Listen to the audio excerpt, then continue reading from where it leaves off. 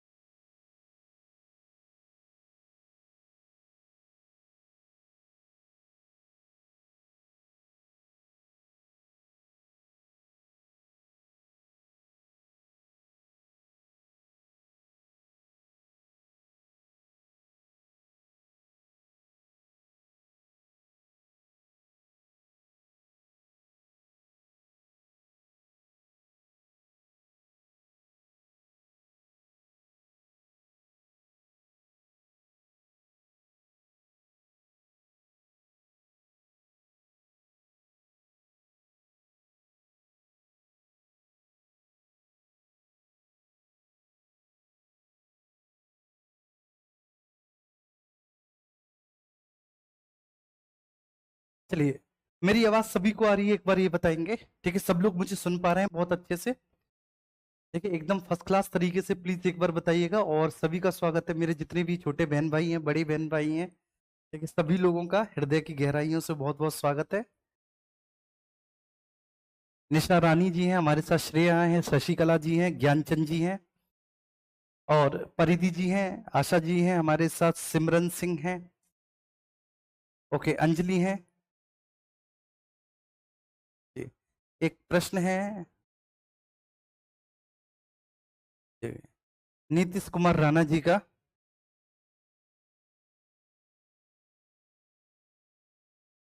नीतीश, आप बताना क्या चाहते हो? मतलब मुझे बताना चाहते हो या प्रश्न पूछना चाहते हो?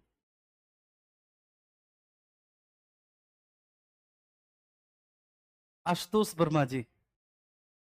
आशुतोष नहीं, ऐसी कोई बात नहीं है। कई बार क्या होता है कि पढ़ाते में, देखो आप लोग, अगर आप में से किसी के मैं कोई नाम नहीं ले पाता कभी, या आपके किसी कमेंट का मैं कोई रिप्लाई नहीं कर पाता, तो बच्चे इससे बड़ा कुछ नहीं हो सकता कि मैंने आपको अपना फोन नंबर दिया हुआ, इससे ज्यादा मैं नहीं कर सकता। वो इसलिए क्योंकि देखिए, मैं नहीं चाहता कि इतना सा भी कोई प्रॉब्लम, इतना सा भी कोई कष्ट आपको हो।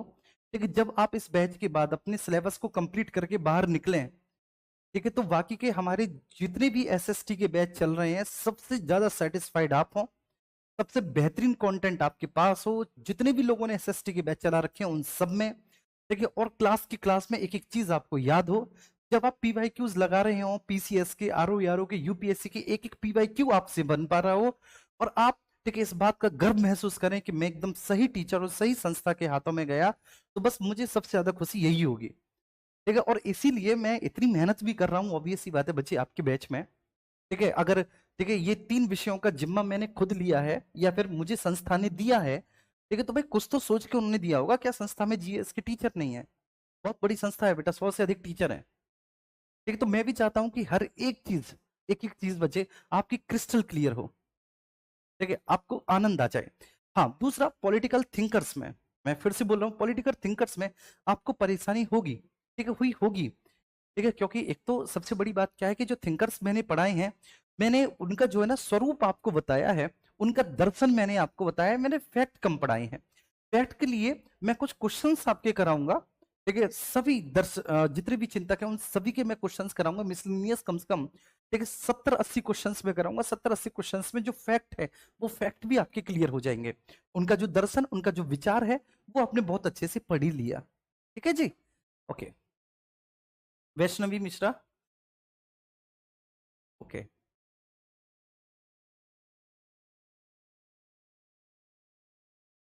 ठीक है सर, तो स्टार्ट करते हैं हमारी पॉल साइंस। ठीक है, 4:30 बजे की एक क्लास है, और मेरा नाम दिग्विजय है, जो आपका एजुकेटर है, जो ट्यूटर है। थोड़ी सी लाइट मैंने कम कर रखी है, थोड़ी सी लाइट बढ़ा देता हूँ तो मैं गोरा भी हो जाऊंगा। अभी थोड़ा सा मैं आपको काला भी दिख रहा हूँ, ठीक है जी। आ,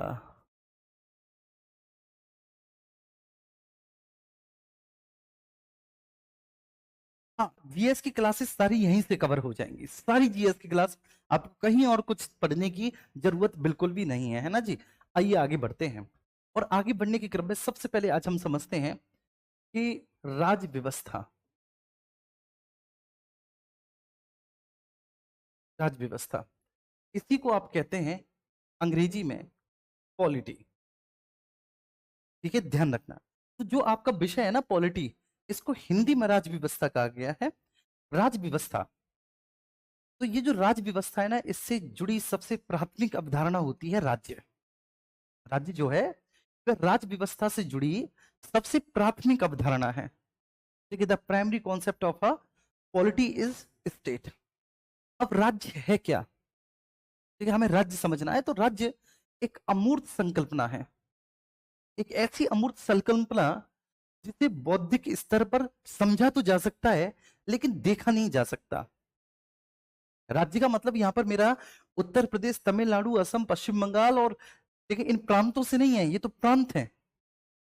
राज्य से यहां पर आशय है कि एक ऐसी संस्था जहां पर सरकार अपनी राजनीतिक क्रियाओं का संचालन करती हो, ठीक है, उसे राज्य कहेंगे। क्लियर है? नहीं समझ में आया? समझाता हूं आगे। ठीक है, राज्य चार तत्वों से मिलकर बनता है। तो राज व्यवस्था से जुड़ी, मैं लिख देता हूं, राज व्यवस्था से जुड़ी सबसे प्राथमिक अवधारणा,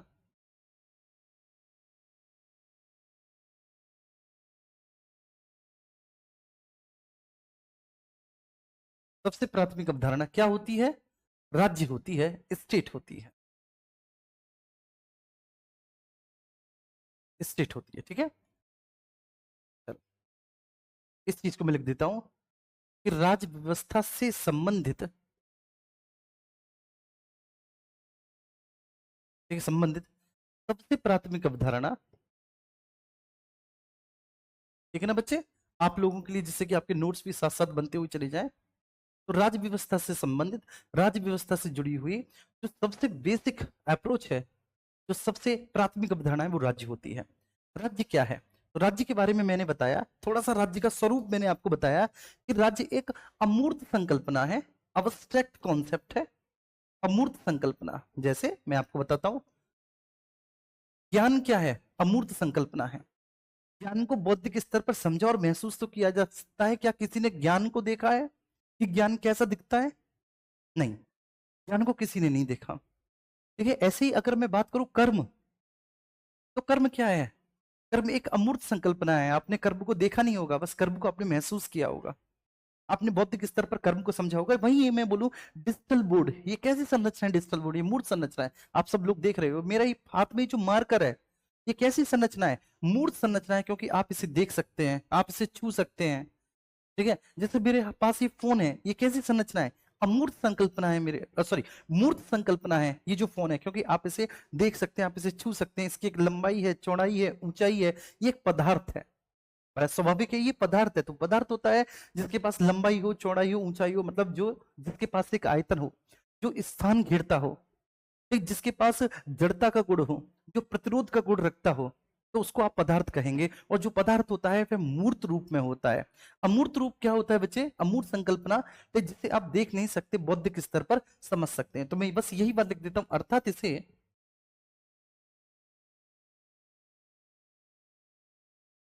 इसे बौद्धिक स्तर पर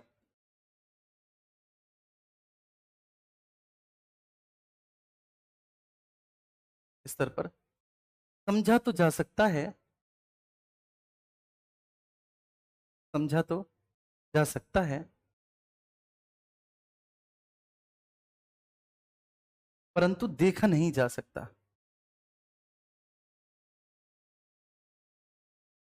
देखा नहीं जा सकता।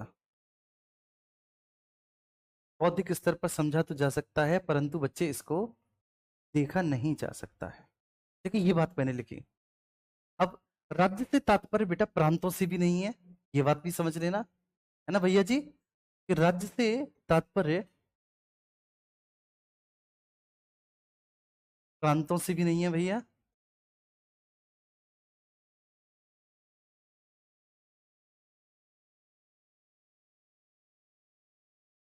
नहीं है। ठीक है, तो राज्य क्या है? राज्य ऐसी संरचना है, ऐसी संरचना है राज्य, जहां सरकार अपनी राजनीतिक क्रियाओं का संचालन करती है, जहां सरकार अपनी राजनीतिक क्रियाओं का संचालन करती है।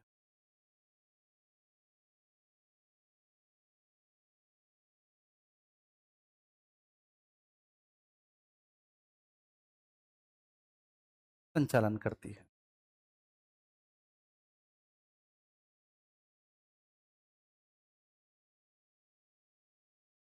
फिर से एक बार बोल रहा हूं, फिर से एक बार बताऊं, राज्य स्टेट क्या है? एक अमूर्त संकल्पना है। इट्स अ एब्स्ट्रैक्ट कॉन्सेप्ट, एक अमूर्त संकल्पना है। आप इसे बौद्धिक स्तर पर समझ सकते हो, ठीक है ना बच्चे? देख नहीं सकते। मूर्त और अमूर्त में क्या अंतर होता है, ये मैंने आपको बता दिया, बहुत अच्छे से आपको समझ में आ गया। और ये एक बात आप बहुत अच्छे से ध्यान रखना, ठीक है, ये कोई प्रांत नहीं है जैसे उत्तर प्रदेश, तमिलनाडु वगैरह। ठीक है, ये एक ऐसी संरचना, एक ऐसी इकाई है जहां पर सरकार अपनी राजनीतिक क्रियाओं का संचालन करती है, सरकार अपने ऑपरेशंस को परफॉर्म करती है, ठीक है, फॉर एडमिनिस्ट्रेशन, प्रशासन के लिए, उसको आप राज्य कहते हैं। राज्य समझ में आ गया? अब राज्य जो है वह चार तत्वों से मिलकर बनता है।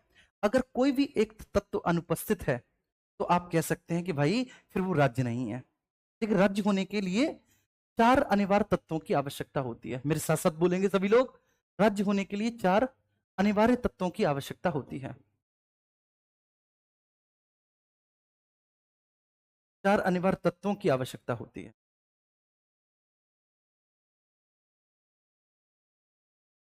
आवश्यकता होती है, ठीक है। राज्य होने के लिए भैया चार अनिवार्य तत्व चाहिए। अगर कोई भी एक तत्व अनुपस्थित है, कोई भी, ठीक है, कोई भी एक अपसेंट है, कोई भी एक ऐसा तत्व है जो अनुपस्थित है, तो आप कह सकते हैं कि भैया राज्य हो ही नहीं सकता। इसका मतलब है कि राज्य कहीं ना कहीं अधूरा है, और अगर अधूरा है तो वो राज्य नहीं है। ठीक है, राज्य बिल्कुल प्यार की तरह है। क्या प्यार को किसी ने देखा है? प्रेम को नहीं। देखिए, आप प्रेम को महसूस कर सकते हैं कि कौन आपसे कितना प्रेम करता है, ठीक वैसे ही राज्य है। चार अनिवार्य तत्वों से मिलकर एक राज्य बनता है। कोई भी एक तत्व अनुपस्थित होता है मेरे प्यारे बच्चे, तो राज्य को पूरा नहीं किया जा सकता। अब वो चार अनिवार्य तत्व कौन कौन से हैं? तो राज्य होने के लिए सबसे पहले चाहिए भूभाग। भूभाग पर निवास करने के लिए चाहिए जनसंख्या। जनसंख्या को शासित प्रशासित करने के लिए चाहिए सरकार। और सरकार के पास एक पावर होनी चाहिए, उसका नाम होता है संप्रभुता। उसका नाम क्या होता है? संप्रभुता। तो राज्य होने के लिए इन चार तत्वों की, इन चार अंगों की, इन चार चीजों की आवश्यकता होती है। इनमें से किसी भी एक के अनुपस्थित होने पर राज्य की अवधारणा पूरी नहीं हो सकती। ठीक है, इस बात को भी लिख दो कि किसी एक के अनुपस्थित होने पर राज्य की अवधारणा पूरी नहीं हो सकती। बिल्कुल लिख दूं, क्योंकि तुम्हारा मुझ कोई भरोसा है नहीं। ठीक है भाई, किसी एक के अनुपस्थित होने पर राज्य की अवधारणा पूरी नहीं हो सकती।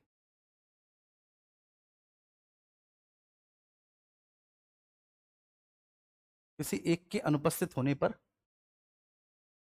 राज्य की अवधारणा अपूर्ण है।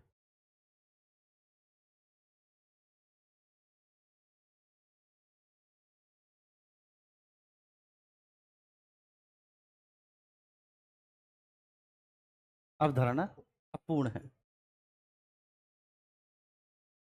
चलिए जी, आइए शुरू करते हैं। इतना समझ लिया जी, इतना जान लिया।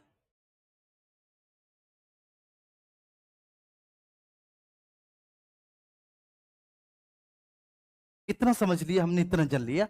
अब थोड़ा सा हम आगे बढ़ेंगे, ठीक है सर? हाँ सर, लिख दो। ठीक है, प्लीज पहले यहां पर ये जो मैं समझा रहा हूं ना,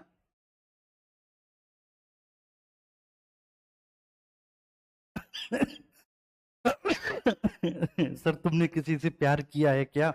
हाँ बेटा किया है। देखो, ये पॉलिटिकल साइंस जो है ये मेरा पहला प्यार है। तो प्लीज यहाँ पर देखो, ठीक है। तो चार अनिवार्य तत्वों की आवश्यकता होती है: भूभाग, जनसंख्या, सरकार और संप्रभुता। अगर इनमें से, ठीक है, कोई भी एक तत्व अनुपस्थित है तो किसी भी एक तत्व के अनुपस्थित होने पर राज्य की अवधारणा पूरी नहीं हो सकती। राज्य की अवधारणा पूरी नहीं हो सकती। ये बात समझ में आ गई? ठीक है, क्लियर है? अब हम आगे थोड़ा सा बढ़ते हैं। तो इतना हमने समझ लिया कि राज्य होने के लिए चार तत्वों की आवश्यकता होती है। अब मैं यहाँ पर आपको ये बता दूं कि राज्य का मतलब यहाँ पर ना तो प्रांत से है, ठीक है, ये बात आपको बहुत अच्छे से समझ लेनी है, प्रांत से नहीं है। और राज्य क्या है?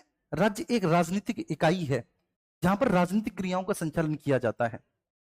ठीक है, राज्य एक राजनीतिक इकाई है जहां पर राजनीतिक क्रियाओं का संचालन किया जाता है। राज्य का सीधा सीधा आशय जो होता है, या राज्य का जो सीधा सा संबंध होता है, वो एक देश से होता है। क्लियर है? जैसे अगर मैं बात करूं तो भारत देश, ठीक है, जैसे आपने भारतीय संविधान के भाग एक के आर्टिकल 1 क्लॉज 1 को पढ़ा होगा, और उसमें लिखा है कि India that is Bharat shall be a union of states. ठीक है। तो भारत संघ एक राज्यों का भारत एक राज्यों का एक संघ होगा। ठीक है। अब यहाँ पर ये जो राज्य है ना कि India that is Bharat shall be union of state. तो यूनियन ऑफ स्टेट्स, तो वो जो स्टेट्स है वो इकाइयां हैं, मतलब वो प्रांत है। और भारत संघ जो है, ठीक है, भारत संघ अपने आप में एक पूरा देश है। और कई बार बच्चे, ठीक है, देश जहां पर हम ये इंडिकेट करते हैं कि भाई देश जहां पर राजनीतिक क्रियाएं, जहां पर राजनीतिक एक्शंस परफॉर्म हो रहे हैं, तो वो क्या है, वो स्टेट है। मतलब कोई भी देश एक स्टेट है। बस इतना सी आपको ये बात समझनी है। यहाँ पर मतलब राज्य से प्रांत से नहीं है, बस ये बात मैं बार बार बताना चाहता हूं। अब जैसे आप भारत के संदर्भ में आइए, ठीक है, अब भारत के संदर्भ में आइए। अब भारत का मैप अच्छा नहीं बन पाता तो मुझे माफ करना, ठीक है, लेकिन फिर भी मैं पूरी कोशिश करता हूँ अच्छा बने। मैं थोड़ा सा होमवर्क करूंगा अच्छा बनाने पे।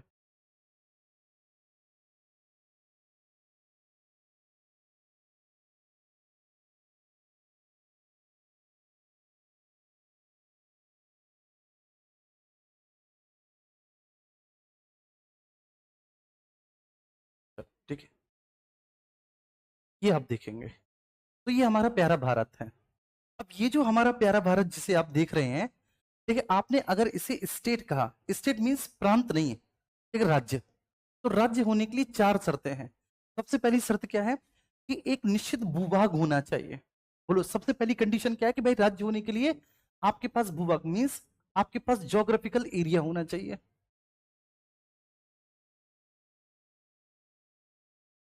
आपके पास ज्योग्राफिकल एरिया होना चाहिए, आपके पास एक भूभाग होना चाहिए। ठीक है, सबसे पहली कंडीशन है भूभाग है, आप देख रहे हो, ठीक है, भूभाग है कितना है, 32,87,263 वर्ग किलोमीटर।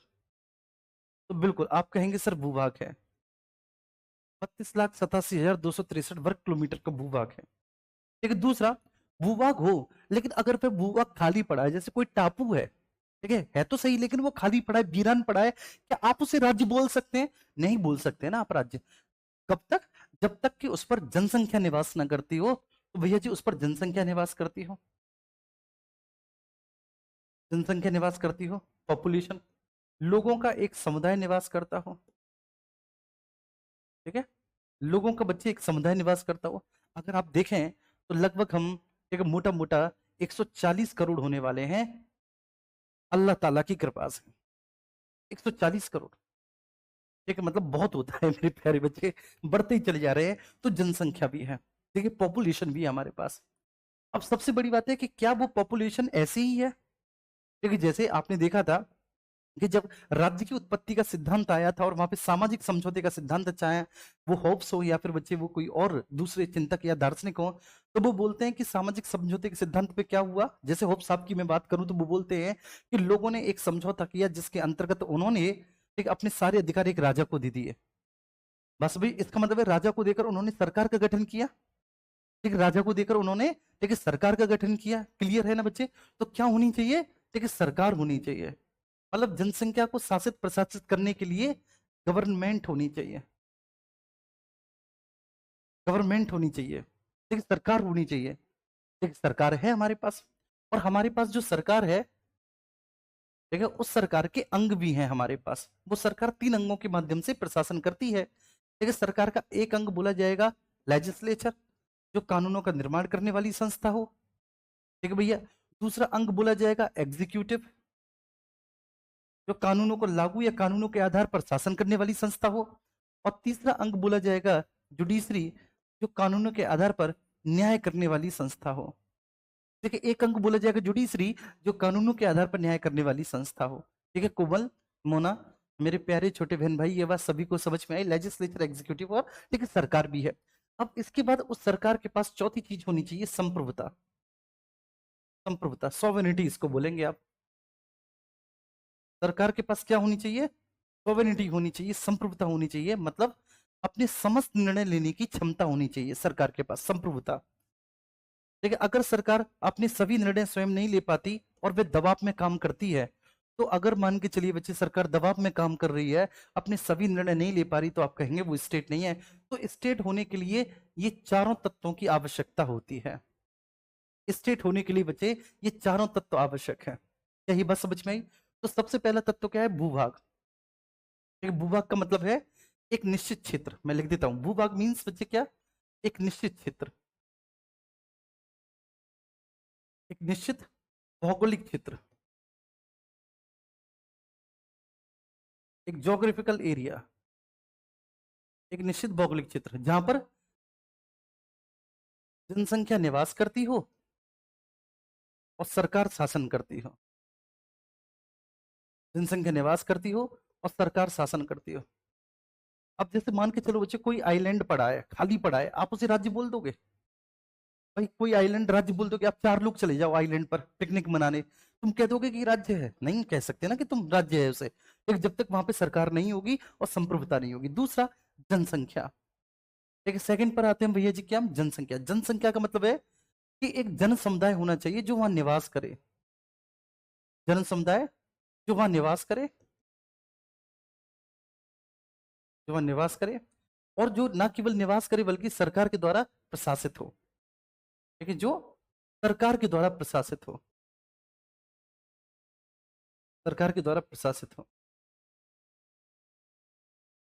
ठीक है, वहां पर एक संविधान हो, संविधान के आधार पर शासन का संचालन हो। तीसरा क्या है बच्चे? तीसरा है सरकार। सरकार कैसी बच्चे? जो संविधान द्वारा निर्मित कानूनों के आधार पर संचालित हो, संविधान द्वारा निर्मित कानूनों के आधार पर संचालित हो,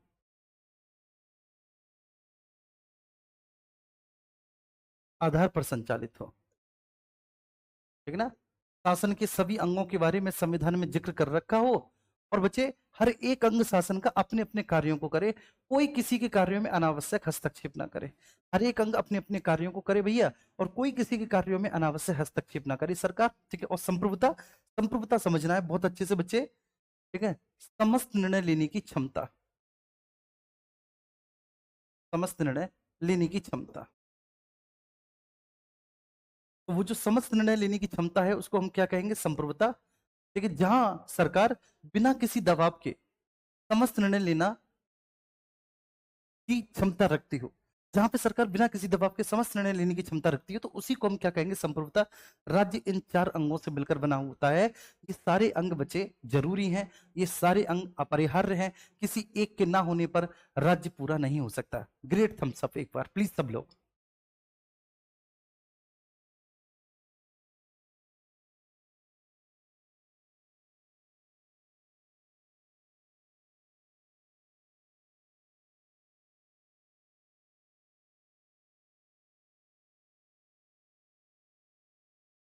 मेरी भीगी भीगी सी पलकों पे रह गए, जैसे तेरे सपने बिखर के जले मन तेरा भी किसी के मिलन को। चलिए, थैंक यू सो मच।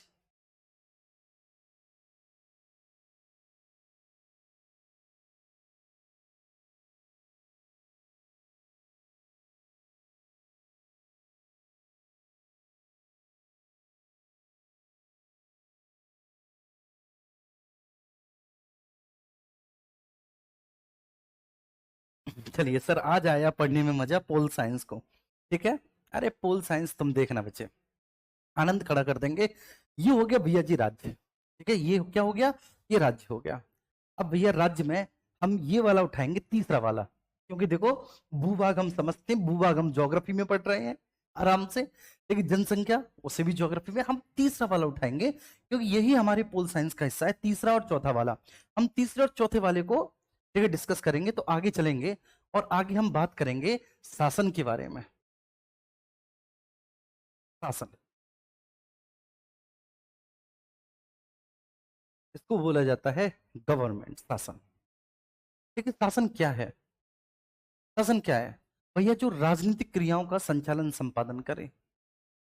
शासन क्या है? शासन एक ऐसी संस्था है, बोलो बेटा शासन क्या है मुन्ना? तो शासन एक ऐसी संस्था है जो राजनीतिक क्रियाएं करे,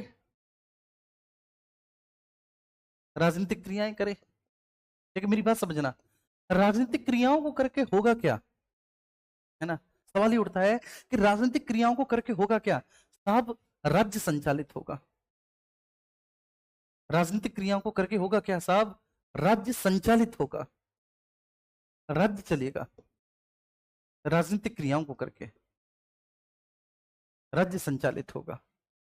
तो एक ऐसी संस्था जो राजनीतिक क्रियाएं करती हो, और राजनीतिक क्रियाओं को करके होगा क्या साहब? राज्य चलेगा, राज्य संचालित होगा। ठीक है, तो उसे हम क्या कहेंगे? उसे हम शासन कहेंगे। उम्मीद करता हूं कि यहां तक किसी को इतना सा भी कोई डाउट नहीं होगा, है ना। और जब राज्य संचालित होगा तो इसी को हम लोग क्या कहेंगे? इसी को हम राज्य व्यवस्था कहते हैं। इसी को क्या कहते हैं भैया? इसी को राज्य व्यवस्था कहते हैं। अब शासन, आप पुराने से पुराने किसी भी शासन पद्धति को देखो, ठीक है बच्चों, देखो। देखिए, आप तो कहां से देखते हुए चले आ रहे हो?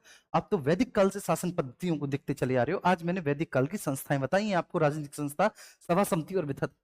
तो आप प्राचीन से प्राचीन शासन पद्धतियों को देखो, आप पाएंगे कि शासन के ये जो 3 अंग हैं, ये किसी ना किसी क्रम में जरूर आपको मौजूद मिलेंगे, किसी ना किसी क्रम में, तुम्हारी कसम।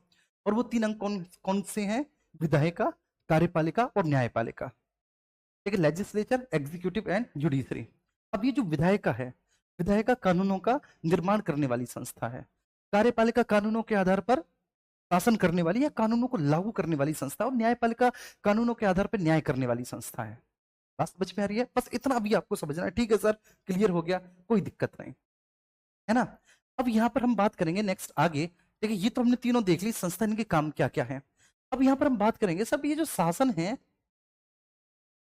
शासन, इसके स्तर भी होते हैं शासन के। तो जी हाँ, देखिए शासन के स्तर भी होते हैं, स्टेजेस ऑफ गवर्नमेंट। ठीक है, मैंने क्या बोला कि सर ये क्या शासन के स्तर भी होते हैं?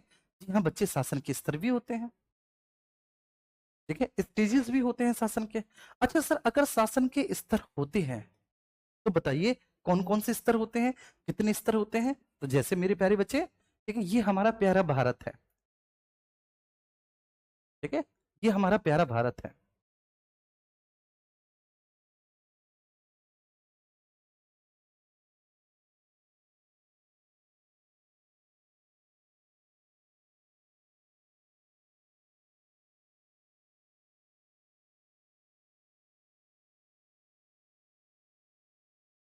ठीक है, जैसा भी बना प्लीज मुझे माफ करना बच्चे। ठीक है, बस मैं आपको समझाने के क्रम में ऐसा बता रहा हूं कि आप इस बात को समझो, क्योंकि मैं शासन के बारे में बता रहा हूं।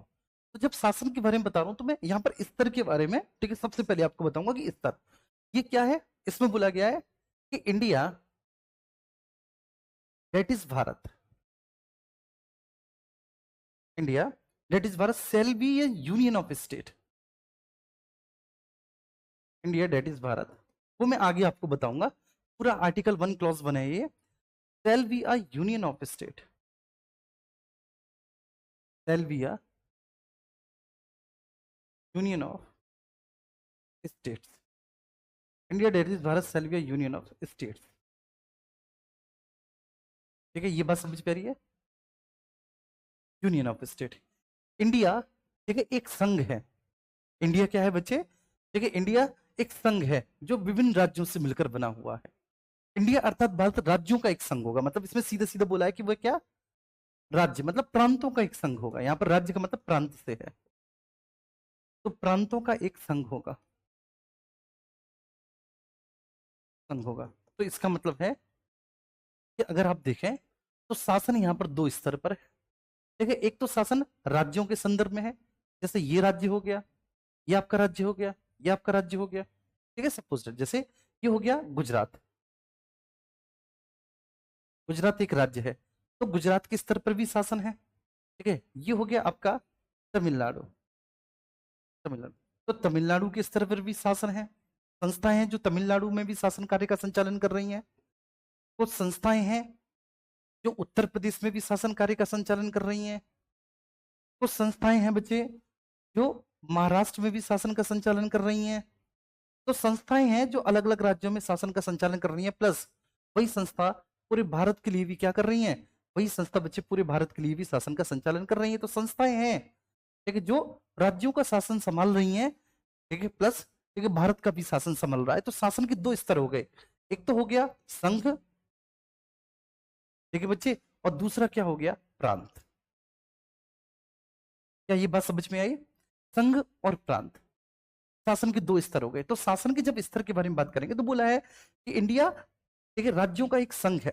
अब राज्यों का एक संघ है तो ये जो राज्य है, आप देख रहे हैं राज्य में भी शासन व्यवस्था का संचालन हो रहा है। बोलो, हो रहा है कि नहीं भाई? राज्य में भी शासन व्यवस्था का संचालन हो रहा है। राज्य की भी विधायिका है, कार्यपालिका है, देखिए राज्यों की भी न्यायपालिका है। और राज्यों के कार्यपालिका, विधायिका और न्यायपालिका होने के साथ साथ संघ की भी कार्यपालिका, न्यायपालिका और विधायिका है। अरे बोलो, राज्यों के साथ साथ संघ की भी है। तो इसका मतलब क्या है कि सब शासन के, देखिए, सीधे सीधे हमें दो स्तर तो पता चले, तो इसलिए आप कहेंगे कि भाई ये द्विस्तरीय सरकार है। द्विस्तरीय सरकार है, दो स्तर है। इतना हमें समझ में चल गया। दो स्तर है, कौन कौन से हैं? एक संघ है और एक राज्य है। अब ये जो संघ और राज्य है, देखिए, सभी में शासन कार्य का संचालन हो रहा है। भैया, राज्यों में भी शासन कार्य का संचालन हो रहा है, संघ में भी। अब राज्य में जो शासन कार्य का संचालन हो रहा है, तो उसमें कानूनों का निर्माण कौन कर रहा है? लेजिस्लेचर। कानूनों को लागू कौन कर रहा है? एग्जीक्यूटिव। कानूनों के आधार पर न्याय कौन कर रहा है? जुडिशरी। ऐसी संघ में भी, भाई जिस संघ में कानूनों का निर्माण कौन कर रहा है? लेजिस्लेचर। कानूनों को लागू कौन कर रहा है? एग्जीक्यूटिव। और कानूनों के आधार पर बच्चे न्याय कौन कर रहा है? जुडिशरी। तो ये शासन के स्तर, एक ग्रेट थम्स अप आपका सभी का मिलना चाहिए अगर ये बात आप सभी को समझ में आए कि शासन के स्तर क्या है। ठीक है, मैं वर्गीकरण भी आपको बताऊंगा। ठीक है, अब शासन के अंग, ऑर्गेन्स। जब आप शासन के ऑर्गेन्स के बारे में बात करें, जब शासन के अंगों के बारे में बात करें, तो अंग वही 3 है। ठीक है, अभी जस्ट हमने पढ़े। बोलो कौन कौन से? ठीक है, विधायिका, लेजिस्लेचर, विधायिका, दूसरा एग्जीक्यूटिव, कार्यपालिका,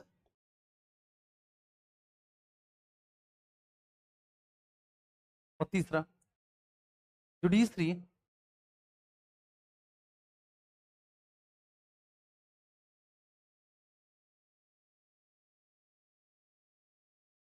न्यायपालिका। ठीक है जी, न्यायपालिका। क्या आई मेरी बात समझ में?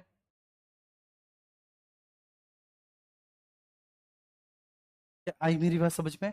विधायिका, कार्यपालिका, न्यायपालिका। अब आप इन संस्थाओं के काम बताएंगे आराम से। ये क्या है भैया? बोले हो कि ये कानूनों का निर्माण करने वाली संस्था है। कानूनों का निर्माण करने वाली संस्था।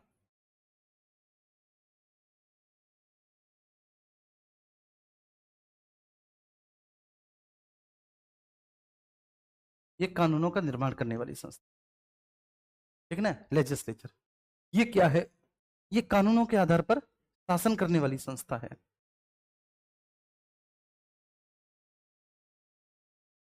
कानूनों के आधार पर शासन करने वाली संस्था है। करने वाली, या फिर बेटा कानूनों को लागू करने वाली।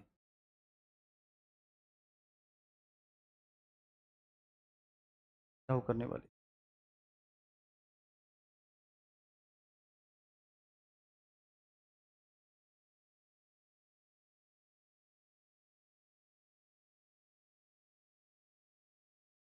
लागू करने वाली। और ये जो है बच्चे, ये क्या है? ये कानूनों के आधार पर जो निर्मित कानून है, जो कानून बन चुके हैं, ये कानूनों के आधार पर न्याय करने वाली संस्था है। न्याय करने वाली संस्था,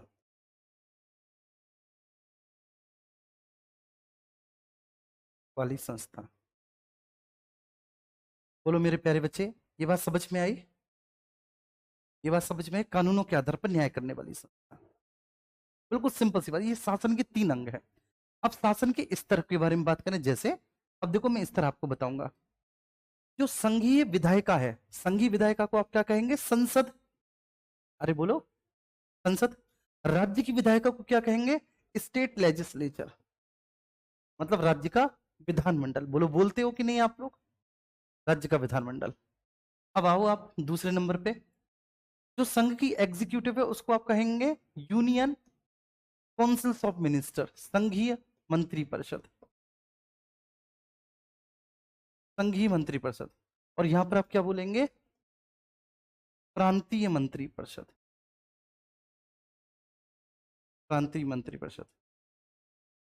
ठीक है, बस बच्चे अभी आप एक छोटे बच्चे की तरफ समझ लो कि संघ की जुडिशरी को सुप्रीम कोर्ट और राज्यों की जुडिशरी को हाई कोर्ट कहते हैं। अभी आप छोटे बच्चों की तरह समझ लो, लेकिन ये सत्य नहीं है, ये बात सत्य नहीं है, बस समझाने के लिए मैंने तुम्हें बताया है। क्योंकि अभी अगर मैं थोड़ा सा अंदर घुस गया तो फिर तुम लोग कहोगे कि सर बहुत डिटेल हो गया, इसलिए बड़े आराम आराम से आपको समझाया जा रहा है।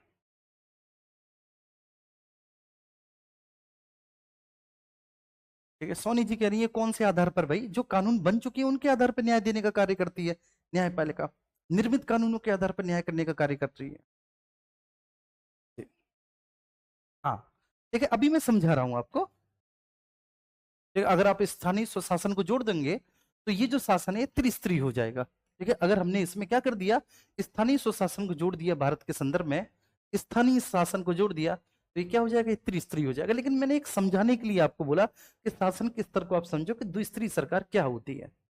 ठीक है, स्थानीय स्वशासन जो है वो बहुत बाद में जुड़ा है, पहले तो था नहीं।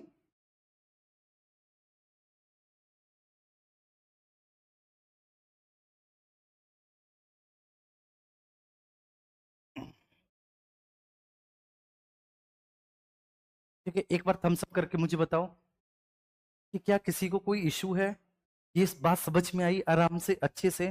ठीक है, क्योंकि अब यहां पर आपका समझना बहुत अच्छे से निर्भर करेगा कि आप सारी चीजों को समझते हुए चले जाओ। ठीक है, आपकी समझ यहां पर बहुत अच्छी होनी चाहिए।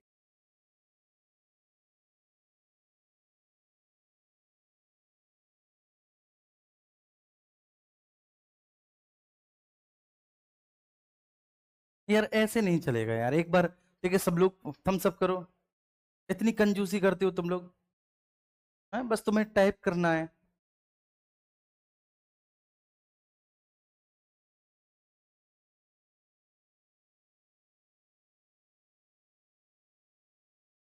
और दूसरी बात, ठीक है, ये है, चलिए अब आए हैं, बहुत सारे थम्स अप आए हैं, थैंक यू सो मच। मुस्कान, मैं देख रहा हूं तुम्हारा मैसेज बच्चे, मैं देख रहा हूं, सभी के मैसेज मुझे दिखाई दे रहे हैं। हिंदी में ही है मेरे भाई, ये कौन सी चीज समझ में नहीं आ रही, सारी चीजें हिंदी में है। ठीक है, और नाम अंग्रेजी में लिखने से अंग्रेजी थोड़ी नहीं हो जाती रविकांत। और तुम तो बहुत बुद्धिजीवी हो यार, तुम मेरिटोरियस स्टूडेंट हो रविकांत, तुम ऐसे करोगे? चलिए, देखिए आप सब लोगों से एक छोटी सी अपील है, वो ये है, ठीक है, जैसे, हाँ, ठीक है, एक छोटी सी अपील है और वो ये है कि आप में से बहुत सारे स्टूडेंट्स ऐसे बहुत सारे ग्रुप से जुड़े हुए होंगे, ठीक है, जहां पर एसएससी के लिए टीजीटी, आईटी ग्रेड, ठीक है, और ऐसी तैयारियां चल रही होंगी। ठीक है, ऐसे बहुत सारे टेलीग्राम ग्रुप से आप लोग संबंधित होंगे, मैं जानता हूं बहुत अच्छे से। आप नहीं तो आपके कोई सीनियर्स वगैरह ऐसे ग्रुपों में होंगे। ठीक है, तो वहां पे बस छोटा सा आप फेवर करेंगे, क्योंकि देखो मुझे इसमें कुछ मिलने वाला है नहीं, बात समझ में आ रही है ना? मैं बस ये कह रहा हूँ कि आप ज्यादा से ज्यादा बच्चों से बोलें कि वो यहाँ पर डेमो क्लासेस लें, और डेमो क्लासेस ना भी लेना, डायरेक्ट वो कोर्स ले, एक डायरेक्ट कोर्स को अवेल करें, क्योंकि सबसे ज्यादा जरूरी होता है आपका समय। अगर समय रहते आप अपने दोस्तों को यहाँ पर ले आए तो वास्तव में बहुत अच्छा होगा बच्चे, उन लोगों के लिए वो जीवन भर आपको धन्यवाद बोलेंगे, लेकिन ताउम्र वो आपको थैंक यू बोलेंगे कि भाई आपने हमें बहुत अच्छे प्लेटफॉर्म पे जगह पढ़ाया और एक बहुत अच्छे प्लेटफॉर्म को आपने सजेस्ट किया। हमारे अंदर ही भावना होनी चाहिए। तो इस बैच के बारे में, ठीक है, ज्यादा से ज्यादा लोगों को आप इन्फॉर्म करें, ठीक है, अपने ग्रुप के माध्यम से, कोई भी पूछे कहाँ चल रहा है, यहाँ चल रहा है भाई, आओ देखो। ठीक, बस एक छोटा सा निवेदन था, तो मैं आपके सभी निवेदनों को मानता हूं, आपको भी मेरा ये निवेदन मानना पड़ेगा। ठीक है, चलिए, इसके बाद ठीक हमने समझ लिया शासन क्या है। ठीक है, शासन के 3 अंग हमने जान लिए और ये हमने समझ लिया बहुत अच्छे से, कोई दिक्कत नहीं है। अब यहाँ पर एक सवाल पैदा होता है बच्चे कि विधायिका क्या है? कानूनों का निर्माण करने वाली संस्था है, जान के विधायिका कानूनों का निर्माण करने वाली संस्था है। दूसरी बात मेरे प्यारे बच्चे, ठीक है, सब लोग यहाँ पर ये फोकस करेंगे, ठीक है, हर एक बच्चा, कि भाई जो कार्यपालिका है, मतलब कार्यपालिका क्या है? कानूनों के आधार पर शासन करने वाली संस्था है कार्यपालिका। जो कानून बन चुके हैं, ये उन कानूनों के आधार पर शासन करती है, कानूनों के आधार पर शासन करने वाली संस्था।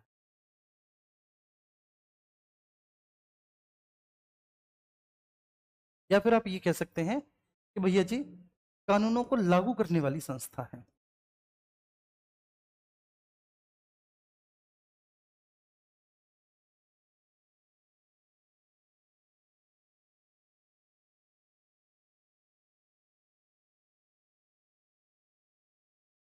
कानूनों को लागू करने वाली संस्था, कार्यपालिका, ठीक है, क्लियर है। तो निर्मित कानूनों के आधार पर शासन करने वाली है, कानूनों को लागू करने वाली। अब पूरे विश्व में बचे, ठीक है, 4 प्रकार की कार्यपालिका पाई जा रही है पूरे विश्व में। एक है आपकी संसदीय कार्यपालिका, सब लोग समझेंगे, ठीक है, पार्लियामेंट्री एग्जीक्यूटिव, संसदीय कार्यपालिका। दूसरी होती है अध्यक्षीय कार्यपालिका, प्रेसिडेंशियल एग्जीक्यूटिव। तीसरी होती है दोहरी कार्यपालिका, डुअल एग्जीक्यूटिव।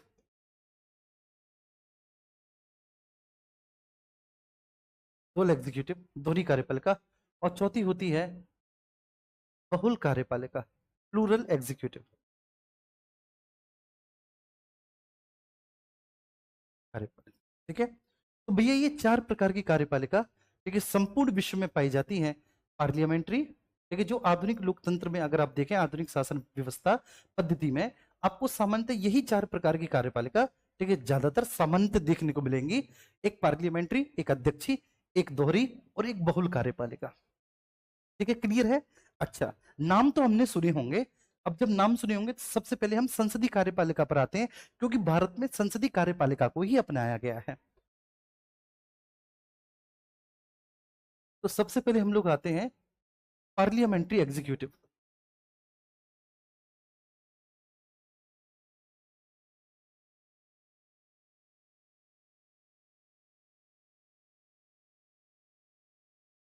पार्लियामेंट्री एग्जीक्यूटिव,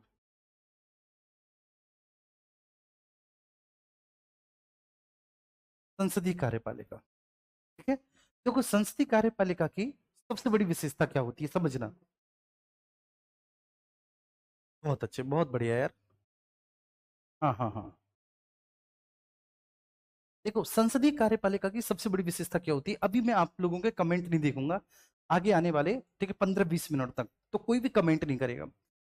संसदीय कार्यपालिका की सबसे बड़ी विशेषता क्या होती है कि यहाँ पर 2 प्रकार के हेड होते हैं, ठीक है। एक होता है head of state, head of state जिसको आप बोलेंगे राज्याध्यक्ष, हेड ऑफ स्टेट राज्याध्यक्ष। दूसरा होता है आपका head of government, head of government, इसको बोलेंगे आप शासनाध्यक्ष। तो संसदीय शासन प्रणाली वाले देशों में 2 तरह के अध्यक्ष, एक राज्याध्यक्ष और दूसरे मेरे प्यारे बच्चे क्या, शासनाध्यक्ष। ठीक है, अब यहां पर होगा क्या कि जो राज्याध्यक्ष होगा वो नाम मात्र का कार्यपालिका होगा, ये नाम मात्र की कार्यपालिका होगी, नाम मात्र की कार्यपालिका होगी। केवल संविधान में दे रखा है कि नाम मात्र की कार्यपालिका, लेकिन कार्यपालिका की शक्तियों का वास्तविक प्रयोग कौन करेगा, ये करेगा हेड ऑफ गवर्नमेंट। तो हेड ऑफ गवर्नमेंट वास्तविक कार्यपालिका होगा, हेड ऑफ गवर्नमेंट वास्तविक कार्यपालिका। अब आप पूछना चाहेंगे कि सर ये बताओ हेड ऑफ गवर्नमेंट है कौन, हेड ऑफ गवर्नमेंट है कौन, तो आप कहेंगे हेड ऑफ गवर्नमेंट है मित्रों, भाइयों और बहनों, वो हैं आपके हेड ऑफ गवर्नमेंट, ठीक है। और हेड ऑफ स्टेट कौन है, हेड ऑफ स्टेट आपके महामहिम श्री श्री श्री, ठीक है ना, ये होते हैं राष्ट्रपति जी होते हैं। तो संसदीय कार्यपालिका या संसदीय शासन प्रणाली वाले देशों की सबसे, ठीक है, जबरदस्त पहचान ही यही है कि संसदीय शासन प्रणाली वाले देशों में मेरे प्यारे भाई 2 प्रकार के अध्यक्ष होते हैं, ठीक है। एक होते हैं जिनको आप कहेंगे हेड ऑफ स्टेट राज्याध्यक्ष, ये नाम मात्र कार्यपालिका है, जो कि राष्ट्रपति होता है। एक राष्ट्रपति को कार्यपालिका संबंधी शक्तियां सौंपी तो गई हैं, लेकिन उनका वह व्यवहारिक प्रयोग नहीं कर पाता। तो इसलिए आप कह सकते हैं कि राष्ट्रपति जो है वह देश का संवैधानिक मुखिया है, राष्ट्रपति जो है वह देश का संवैधानिक मुखिया है, राष्ट्रपति देश का संवैधानिक मुखिया। Is that clear.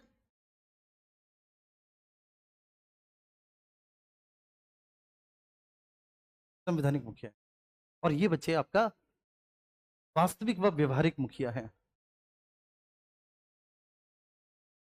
ये आपका वास्तविक व व्यवहारिक मुखिया।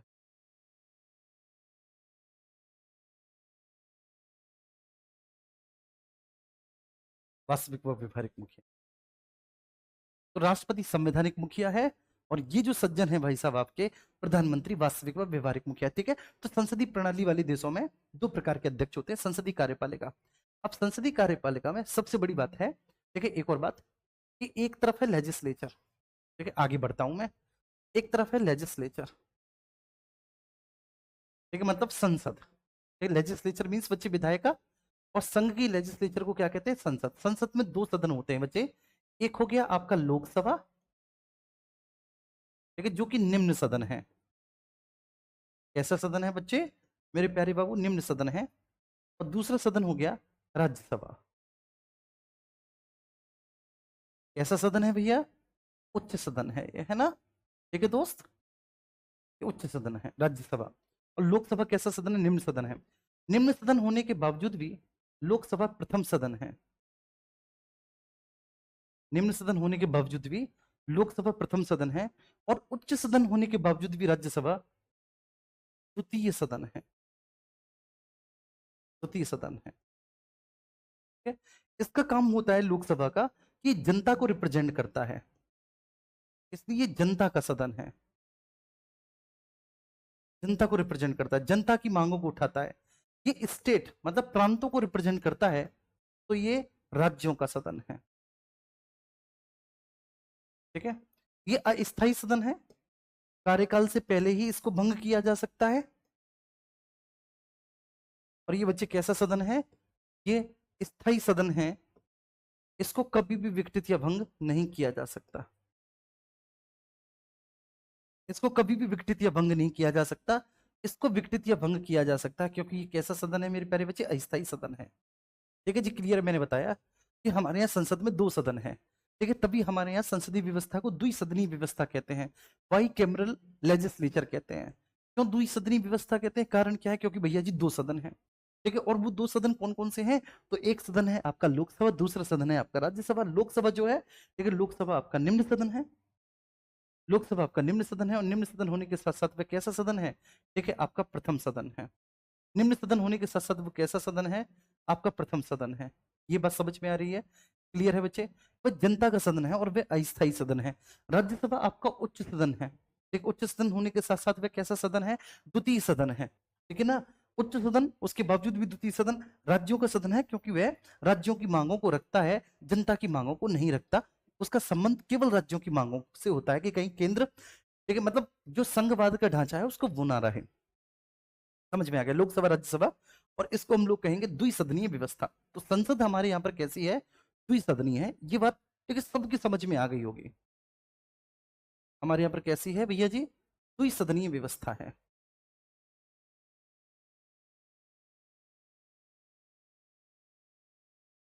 द्विसदनीय व्यवस्था है, ठीक है। ये दो सदन है, द्विसदनीय व्यवस्था हमने ब्रिटेन के संविधान से लिया, ठीक है, क्लियर हो गया। राज्यसभा लोकसभा आ गया समझ में, ठीक है।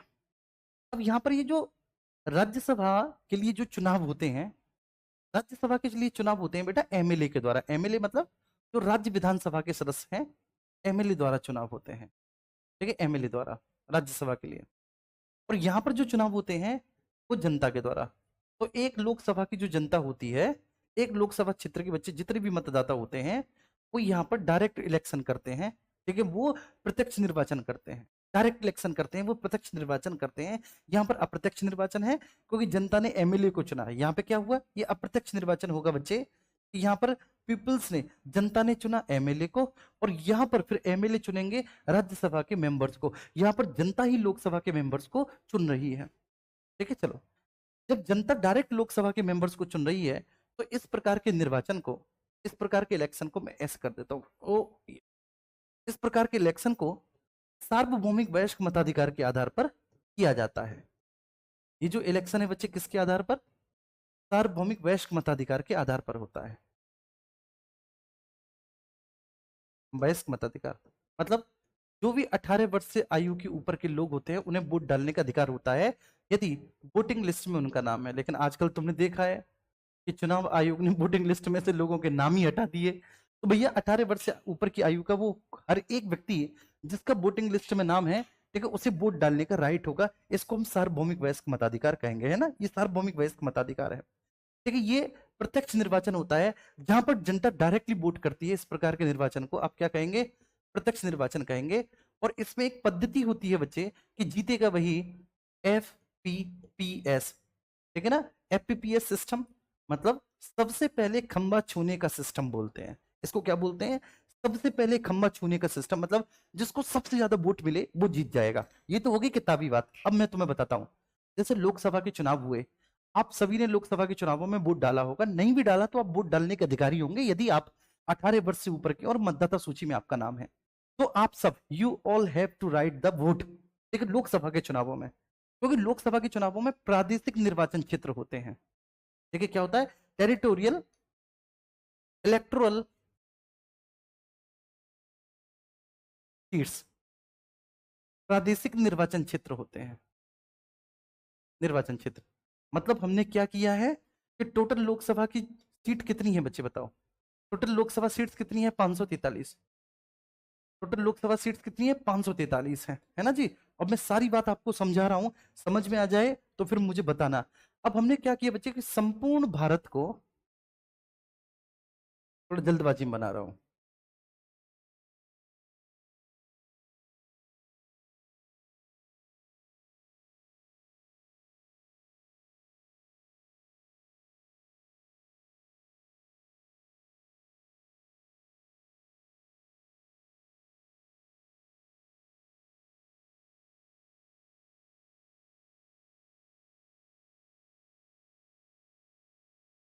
देखिए समझ में आ रही है बच्चे? हमने क्या किया कि संपूर्ण भारत को 543 लोकसभा सीट में बांट दिया।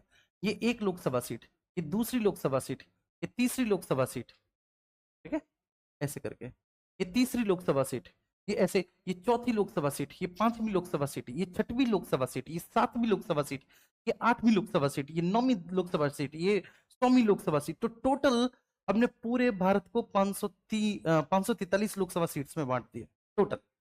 ठीक है, अब प्रत्येक क्षेत्र की जनता बच्चे मान ले कि ये एक सीट है, ये कोई लोकसभा सीट है, इस क्षेत्र के जितने भी पीपल्स हैं, जितनी भी पीपल्स हैं, वो पीपल्स जो कि वोटर्स हैं, वोटर्स हैं, वो क्या करते हैं बच्चे?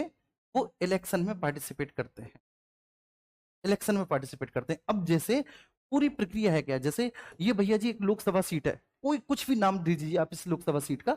इस लोकसभा सीट से एक समाजवादी पार्टी का उम्मीदवार खड़ा है, एक बीजेपी का उम्मीदवार खड़ा है, एक बहुजन समाज पार्टी का उम्मीदवार खड़ा है, ठीक है, एक इससे आम आदमी पार्टी का उम्मीदवार खड़ा है, एक इससे इंडियन नेशनल कांग्रेस का उम्मीदवार खड़ा है। टोटल बच्चे ये सारे उम्मीदवार खड़े हुए हैं, सबके अपने अपने चुनाव चिन्ह हैं। ये कोई एक लोकसभा सीट है। टोटल पूरे भारत को हमने 543 लोकसभा सीटों में बांटा। पूरे भारत को जब 543 लोकसभा सीटों में बांटा तो ये एक कोई लोकसभा सीट है। अब ये जो एक लोकसभा सीट है, यहाँ की जनता मतलब यहाँ के जो वोटर्स हैं वो इलेक्शन में पार्टिसिपेट करेंगे, इलेक्शन में पार्टिसिपेट करेंगे। अब इलेक्शन में जो पार्टिसिपेट करेंगे मेरे प्यारे बच्चे, तो वो पार्टिसिपेशन कैसे होगा? प्रत्येक पॉलिटिकल पार्टी ने अपना अपना कैंडिडेट उतार रखा है, और एक मान के चलिए एक कैंडिडेट ऐसा है जो निर्दलीय है। ऐसा है एक निर्दलीय का मतलब आप समझते हो? हाँ, जिसके पास कोई भी पॉलिटिकल पार्टी नहीं है, ठीक है, वो निर्दलीय खड़ा हुआ है, किसी भी पॉलिटिकल पार्टी से वो संबंधित नहीं है। अब ये जो वोटर्स हैं, ये वोटर्स आएंगे, ठीक है, और ये इनको वोट करेंगे, इनको वोट करेंगे। कोई धर्म के आधार पे कोई वोट करेगा, कोई जाति के आधार पे वोट करेगा, कोई विकास के आधार पे वोट करेगा। जैसी जिसकी सोच बच्चे, ये वोटर्स वोट करेंगे। बोलो आप लोग और हम लोग करते हैं कि नहीं इसी तरह से वोट करते हैं? अरे यार बोलो यार, तुम लोग हाँ नहीं बोल रहे, ऐसे थोड़ी नहीं चलेगा। क्योंकि मैं पूरा सिस्टम आपको समझा रहा हूँ राज्य व्यवस्था का। तो भैया ये सब लोग आके वोट करेंगे, है ना, सब लोग वोट करेंगे, कोई धर्म की, कोई जाति, कोई किसी के नाम पर, ऐसे करके। अब यहाँ पर ठीक है, जो जीतेगा वो सिकंदर बनेगा। अब जीतेगा किस पद्धति के माध्यम से? तो एफपीपीएस पद्धति। एफपीपीएस पद्धति का मतलब है जिसको सबसे अधिक वोट मिलेंगे, चाहे एक वोट फालतू मिले। ऐसा होता है ना कि जब चुनाव वोट खुलते हैं बच्चे, चुनाव के बाद तो पता चलता है कि साहब अमुक पार्टी के उम्मीदवार 3,000 वोटों से विजयी, अमुक पार्टी के उम्मीदवार 1.5 लाख वोटों से विजयी, अमुक पार्टी के उम्मीदवार 2 लाख वोटों से विजयी। तो ऐसा होता है कि नहीं, मुझे बताओ। सब बिल्कुल ऐसा होता है। तो जिसको सबसे अधिक वोट मिलेंगे बच्चे, वह विजयी हो जाएगा, वह जीत जाएगा, वह विजयी हो जाएगा, ऐसे करके। तो टोटल भैया जी, ये तो एक लोकसभा सीट की बात मैंने बताई कि जब जनता ने वोट किया। अब ये जो जनता ने वोट किया है, इसको आप क्या बोलेंगे? यूनिवर्सल अडल्ट सफरेज, सार्वभौमिक वयस्क मताधिकार। इसी को आप क्या बोलेंगे?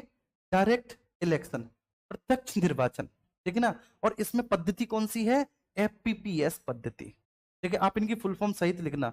सार्वभौमिक वयस्क मताधिकार मतलब 18+, 18 वर्ष से ऊपर की आयु के मतदाता जिनका मतदाता सूची में नाम है। डायरेक्ट कैसे बच्चे? कि जनता ने खुद वोट दिया है। ऐसा नहीं हुआ कि पहले जनता ने अपने प्रतिनिधि चुना, फिर वो प्रतिनिधि वोट दे रहा है। जनता ने डायरेक्टली वोट किया है। ठीक है, ऐसे करके टोटल 543 सीटों पर, ठीक है, वोट पड़े। अब जब 543 सीटों पर वोट पड़े बच्चे, तो टोटल सीट्स कितनी है? मेरे साथ बोलो सब लोग कि भैया जी टोटल सीट्स कितनी है? तो आप कहेंगे सर टोटल सीट्स की संख्या है 543। जिसको भी 543/2+1 या इससे अधिक सीटें मिलेंगी, ठीक है, वह जीत जाएगा, वह जीत जाएगा। 543/2+1, तो भैया 543 को आप काटो, ये गया 2 दूनी 4, बचा 1, ठीक है 14, 7 दूनी 14, ठीक है ना, और 7 दूनी 14, पूरा कट गया, बचा 3, तो 2 एकम 3, ठीक है, और प्लस 1, मतलब जिसको भी 272 सीटें मिलेंगी वह जीत जाएगा। जिसको भी 272 सीटें, मान के चलिए कि बीजेपी को मिल गई 272 सीटें, बीजेपी की सरकार है, लोकसभा में बीजेपी को मिल गई 543 में से बच्चे कितनी? 272 प्लस सीटें बीजेपी को मिल गई। तो जैसे ही जिस भी पॉलिटिकल पार्टी को आधे से अधिक सीटें मिलेंगी, वो पॉलिटिकल पार्टी चुनाव जीत जाएगी। कहेंगे भैया वह पॉलिटिकल पार्टी चुनाव जीत गई, बाकी की अन्य पॉलिटिकल पार्टी चुनाव हार गई। जो चुनाव जीतेगा भैया, ठीक है, ये ध्यान रखना, जो चुनाव जीतेगा वह अपनी सरकार बनाएगा। जो भी चुनाव जीतेगा वह अपनी सरकार बनाएगा। जो भी जीता, अब भाजपा जीती तो भाजपा अपनी सरकार बनाएगी। बेटा पूरा जो रोना है वो सरकार बनाने को लेके ही तो है, जो पूरी लड़ाई है वो सरकार बनाने को लेके ही तो है, जो कुत्ता बिल्ली का खेल हो रहा है वो सरकार बनाने को ही तो है। ठीक है, तो भैया जो भी जीतेगा वो सरकार बनाएगी। और ये जो सरकार है, ये सरकार बच्चे मंत्री परिषद के माध्यम से कार्य करेगी। ठीक है, इसमें सरकार के बच्चे जो सांसद जो चुनाव जीत जाएंगे, ठीक है, उनको विभिन्न विभिन्न मंत्रालय और विभाग दिए जाएंगे। और जो विभिन्न विभिन्न मंत्रालय दिए जाएंगे तो उसी को हम लोग मंत्री परिषद कहते हैं। मैं आगे बताऊंगा, ठीक है, मंत्री परिषद। तो सरकार मंत्री परिषद के माध्यम से क्या करेगी? कानूनों को लागू करवाएगी। तो उसी को हम क्या कहेंगे? उसी को हम कार्यपालिका कहेंगे। उसी को क्या कहेंगे? कार्यपालिका। तो यहां पर सबसे बड़ी बात क्या होती है संसदीय कार्यपालिका की? सबसे बड़ी विशेषता क्या होती है, मैं आपको समझाऊं, एक मेरे प्यारे सभी छोटे बहन भाई समझेंगे कि इसकी सबसे बड़ी विशेषता होती है कि यहाँ पर कार्यपालिका का चुनाव अलग से नहीं हुआ, विधायिका का ही चुनाव हुआ। और विधायिका में भी जो निम्न सदन है, निम्न सदन में जिस भी पॉलिटिकल पार्टी को एक बहुमत मिलेगा वो अपनी सरकार बनाएगी। ठीक है, तो इसकी सबसे बड़ी विशेषता क्या होती है? ठीक है, इस व्यवस्था की, देखिए सबसे बड़ी विशेषता क्या होती है संसदीय कार्यपालिका की? कि कार्यपालिका के चुनाव अलग से नहीं होते। लिख देता हूं मैं पॉइंट्स। कार्यपालिका के चुनाव अलग से नहीं होते,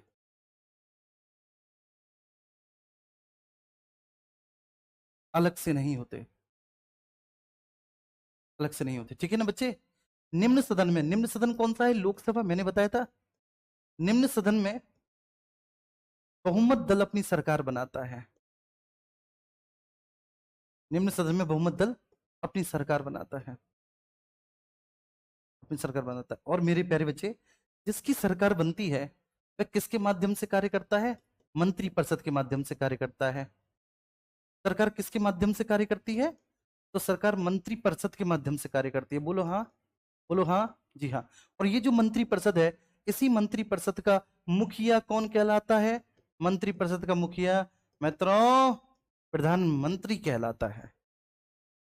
अगर अब भी तुम्हारे समझ में ना आए तो मैं भगवान कसम खा रहा हूं बच्चे, क्योंकि खुद अगर इस धरती पर डॉक्टर भीमराव अंबेडकर बाबा साहब जी उतर आए ना, तब भी वो तुम्हें नहीं समझा सकते संसदीय कार्यपालिका को।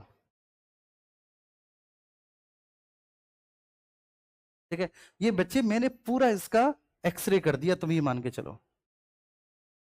ठीक है, आया थम्स अप करो, समझ में आया तो करो थम्स अप सब लोग।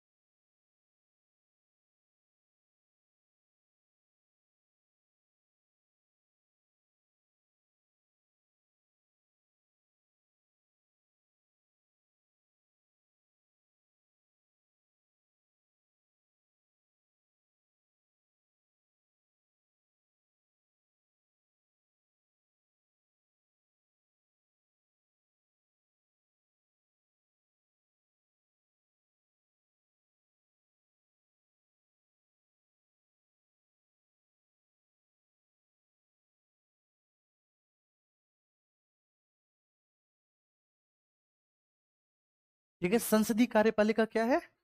संसदीय कार्यपालिका में दो प्रकार के, फिर से एक बार बता रहा हूँ जी, हाँ, एक बार फिर से बता रहा हूँ। संसदीय कार्यपालिका में दो प्रकार के मुखिया हैं, एक हेड ऑफ स्टेट, एक head of government. Head of state मतलब राज्याध्यक्ष है बच्चे, हेड ऑफ गवर्नमेंट शासनाध्यक्ष है। हेड ऑफ गवर्नमेंट जो है, ठीक है, वो वास्तविक कार्यपालिका है, मतलब जो वास्तविक और व्यवहारिक रूप में शासन की शक्तियों का प्रयोग करता है। ये नाम मात्र कार्यपालिका है, ये केवल संवैधानिक मुखिया है। संविधान में इसको बोला गया है कि ये प्रमुख है, लेकिन इसके पास है नहीं, ये ठन ठन गोपाल है, इसके पास कुछ नहीं है। क्लियर है? तो कार्यपालिका के चुनाव जो है, ठीक है, अलग नहीं होते इस प्रकार की शासन व्यवस्था में। ठीक है, विधायिका के ही चुनाव होंगे। विधायिका में निम्न सदन में जिस भी पॉलिटिकल पार्टी को बहुमत मिलेगा वो सरकार बनाएगी। ठीक है, जिसकी भी सरकार बनाएगी वो मंत्रिपरिषद के माध्यम से कार्य करेगी, और मंत्रिपरिषद का मुखिया पीएम होगा। ठीक है, संसद में दो सदन होते हैं, इसको द्विसदनीय व्यवस्था कहते हैं। जो निचला सदन होता है वो प्रथम सदन होता है, वही जनता का सदन है, उसको लोकसभा का नाम दिया गया है। और जो ऊंचा सदन है बच्चे, उसको द्वितीय सदन, वो राज्यों का प्रतिनिधित्व करता है, उसको राज्यसभा का नाम दिया गया है। राज्यसभा के सदस्य किसके द्वारा? एमएलए के द्वारा चुने जाते हैं, और यहाँ पर जनता के द्वारा चुने जाते हैं। अब जो जनता के द्वारा सदस्य चुने जाते हैं, तो वहां पर टोटल लोकसभा के सदस्यों की संख्या कितनी होती है? 543 होती है मेरे प्यारे बच्चे। और ये प्रादेशिक निर्वाचन क्षेत्र, मतलब संपूर्ण भारत को हमने जनसंख्या के आधार पर 543 लोकसभा क्षेत्रों में बांट दिया। प्रत्येक लोकसभा क्षेत्र से बच्चे जनता अपने पसंद के उम्मीदवार को चुनेगी प्रत्यक्ष निर्वाचन से, मतलब जनता डायरेक्टली वोट करेगी, प्रत्यक्ष निर्वाचन होगा। और सिस्टम कौन सा होगा? फर्स्ट पास दी पोस्ट सिस्टम होगा। फर्स्ट पास दी पोस्ट सिस्टम का मतलब है जो सबसे पहले खंबा छुएगा, ठीक है, इसको मतलब जिसको सर्वाधिक वोट मिलेंगे, बात खत्म, वो चुनाव जीत जाएगा, जिसको सबसे ज्यादा वोट मिलेंगे। यहां पर मैंने बताया ये कोई एक लोकसभा सीट है। इस लोकसभा सीट का नाम, सपोज दैट इस लोकसभा सीट का नाम मैं लिख देता हूं कि ये है कोलकाता लोकसभा सीट। अब इस कोलकाता लोकसभा सीट से एक विभिन्न विभिन्न पॉलिटिकल पार्टी के उम्मीदवार खड़े हुए। अब यहां से तृणमूल कांग्रेस के भी उम्मीदवार खड़े करवाओ यार, ठीक है, नहीं तो दीदी गुस्सा मान जाएंगे कि बताइए कोलकाता में आप हमारा नाम नहीं लिए क्या। ठीक है, तो भैया तृणमूल कांग्रेस, समाजवादी पार्टी, विभिन्न विभिन्न पॉलिटिकल पार्टीज के उम्मीदवार खड़े हुए। ठीक है, यहाँ की जनता ने वोट किया। ठीक है, जब जनता वोट करेंगे बच्चे, तो वो वोट कैसी होगी? डायरेक्टली, ठीक है ना, वो डायरेक्टली जनता पार्टिसिपेट कर रही है। तो इनमें से सबसे ज्यादा बच्चे जिसको वोट मिलेंगे, एफपीपीएस, जिसको सबसे अधिक वोट मिलेंगे वो जीत जाएगा। बड़ा स्वाभाविक सी बात है। इसमें क्या है? यूनिवर्सल अडल्ट सफरेज, सार्वभौमिक वयस्क मताधिकार है। एक डायरेक्ट इलेक्शन है, ये मैं बता चुका हूं। अब टोटल ओवरऑल हम देखेंगे कि 543 सीटों का ओवरऑल हम रिजल्ट देखेंगे। तो जिस भी पॉलिटिकल पार्टी को बहुमत मिलेगा, 543/2+1, वह जीत जाएगी। और जो जीतेगी वो सरकार बनाएगी, सरकार मंत्रिपरिषद के माध्यम से कार्य करेगी, और इसी को हम कार्यपालिका कहते हैं। तो यहाँ पर विधायिका और कार्यपालिका अलग अलग नहीं है। ठीक है, तो ऐसे में क्या होता है बच्चे? देखिए, इसमें क्या होता है कि कार्यपालिका कार्यपालिका विधायिका के प्रति हमेशा उत्तरदायी होती है। इस प्रकार के कार्यपालिका में, ठीक है ना, कार्यपालिका विधायिका के प्रति उत्तरदायी होती है। आप लोग कहां से आए? एक बताओ बच्चे। मम्मी और पापा से। ठीक है, बड़ा स्वाभाविक है, आपका उत्तरदायित्व जो है वो किसके प्रति है? मम्मी और पापा के प्रति है। एक पड़ोसी के प्रति बिल्कुल भी नहीं है। पड़ोसी चाहे कुछ भी बोले, आपको कोई मतलब नहीं। अगर मम्मी पापा ने कुछ भी बोल दिया तो आपको मतलब पड़ता होगा, बड़ा स्वाभाविक है। ठीक है, आपको उनकी आज्ञा माननी है कि वो जो बोल रहे हैं, पड़ोसी जो भी बोले बाहर में जाए। तो इसलिए कार्यपालिका कहां से आती है? विधायिका में से आती है। ठीक है, कार्यपालिका कहाँ से आती है? विधायिका में से आती है, अलग अलग वोट नहीं हुआ कार्यपालिका विधायिका का, तो इसलिए कार्यपालिका विधायिका के प्रति उत्तरदायी है। अध्यक्षीय कार्यपालिका में क्या होता है बच्चे? जो राष्ट्राध्यक्ष होता है वह शासन का वास्तविक मुखिया होता है। ये अमेरिका में है राष्ट्र अध्यक्ष। तो जो राष्ट्राध्यक्ष है ना बच्चे, वह वास्तविक कार्यपालिका है, वह शासन का मुखिया, जैसे लाइक यूएस में वह वास्तविक मुखिया है जो राष्ट्राध्यक्ष है। लेकिन जो राष्ट्रपति है, राष्ट्राध्यक्ष मीन्स राष्ट्रपति, वो वास्तविक मुखिया है। और इसका सबसे बेस्ट एग्जांपल है यूएस। दोहरी कार्यपालिका का मतलब क्या होता है बच्चे? कि दोनों ही लोग हैं यहां पर राष्ट्रपति भी है और यहां पर प्रधानमंत्री भी है। आप कहेंगे साहब ये तो इंडिया में भी था, सुन तो लो पहले। राष्ट्रपति प्रधानमंत्री दोनों हैं और दोनों के मध्य कार्यों का बंटवारा कर दिया गया। दोनों के मध्य कार्यों का बंटवारा कर दिया गया।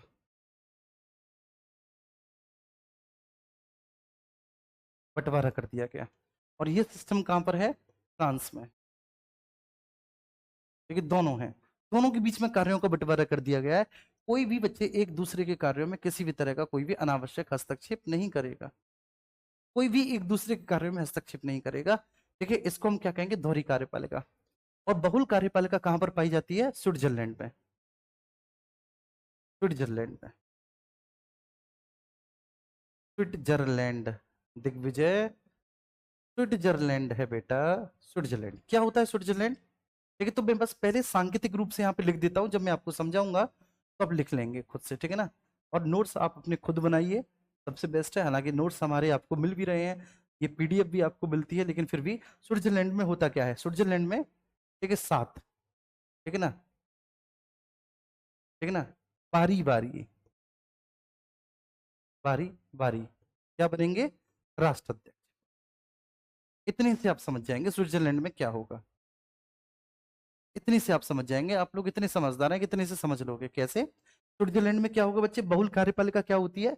यहां पर क्या होगा बच्चे कि पूरा शासन जो है वह 7 लोगों की एक मंत्री परिषद संभालेगी। शासन की सभी शक्तियां जो होंगी वो 7 लोगों की एक मंत्री परिषद के पास होगी। तो यहाँ पर स्विट्जरलैंड में क्या है? 7 लोगों की एक मंत्री परिषद है, जो 7 लोगों से मिलकर बनी हुई है। मंत्री परिषद है, 7 लोगों की मंत्री परिषद है। और ये होगा क्या बच्चे? इन सातों के पास समान शक्तियां होंगे। ये सबसे इंटरेस्टिंग बात है कि शासन चलाने को लेकर ये सातों लोग जो हैं ये समान शक्तियां रखते हैं। ठीक है, इनके पास इक्वल पावर्स होती हैं, जिससे कि वे शासन व्यवस्था का संचालन कर सके, ना किसी के पास ज्यादा ना किसी के पास कम। समझना, ठीक है, सभी लोग सातों के पास समान शक्तियां हैं। ठीक है, और 7 लोग मिलकर स्विट्जरलैंड का शासन संभाल रहे हैं। मंत्री परिषद में 7 लोग हैं। देखिए ये एक एक साल के लिए बारी बारी से राष्ट्राध्यक्ष बनेंगे। इसलिए राष्ट्राध्यक्ष बेटा इसलिए जरूरी होता है किसी भी देश में, क्योंकि जब किसी दूसरे देश के साथ उसके संधि समझौते होते हैं तो वो राष्ट्राध्यक्ष के नाम से ही होते हैं। राष्ट्राध्यक्ष देश का प्रतिनिधित्व करता होता है। ठीक है, जैसे देखिए आपके घर का प्रतिनिधित्व आपके पापा करते हैं। बात समझ में आ रही है? आपके घर का प्रतिनिधित्व आपके पापा करते हैं। कोई भी शादी का कार्ड आता है आपके पापा के नाम से आता है। यदि दादाजी हो तो फिर दादाजी के नाम से आता है। ठीक है, तो ठीक वैसे ही पूरे देश का प्रतिनिधित्व कौन करता है? राष्ट्रपति करता है। तो इसलिए राष्ट्रपति होना जरूरी है। लेकिन राष्ट्रपति को ठीक है कोई विशेष अधिकार नहीं है। राष्ट्रपति को कोई अलग से शक्तियां नहीं है। राष्ट्रपति के कोई अलग से सींग हो या पैर नहीं है बच्चे। सभी के पास सातों के साथ समान शक्तियां हैं। बस एक एक वर्ष के लिए बारी बारी बेटा सभी राष्ट्राध्यक्ष बनते चले जाते हैं। ठीक है, क्यों सभी राष्ट्राध्यक्ष बनते चले जाते हैं? क्योंकि हमें कोई एक राष्ट्राध्यक्ष चाहिए जिसके नाम पर देश का शासन चलाया जा सके। देखिए सभी को राष्ट्राध्यक्ष नहीं बनाया जा सकता, कोई एक चाहिए। देखिए ये राज्य होने की शर्त है, कोई एक राष्ट्राध्यक्ष चाहिए। तो बेटा जब कोई एक राष्ट्राध्यक्ष चाहिए तो एक एक वर्ष के लिए, ये मैं लिख देता हूं, एक एक वर्ष के लिए, एक एक वर्ष के लिए हर एक व्यक्ति राष्ट्राध्यक्ष बनता है। लेकिन सभी के पास समान शक्तियां होती हैं। इसको हम कहेंगे बहुल कार्यपालिका। मतलब किसी एक व्यक्ति में निहित नहीं है कार्यपालिका की शक्ति, सभी लोगों में निहित है। और 7 के 7 लोग कार्यपालिका की समान शक्तियां अपने पास रखते हैं। इसको बहुल कार्यपालिका कहते हैं जी, कहते हैं जी, कहते हैं। हम सब करो इसी बात पे। देखिए ये नोट ही तो है, और क्या है मेरे प्यारे बच्चे? नोट ही तो करा रहा हूं,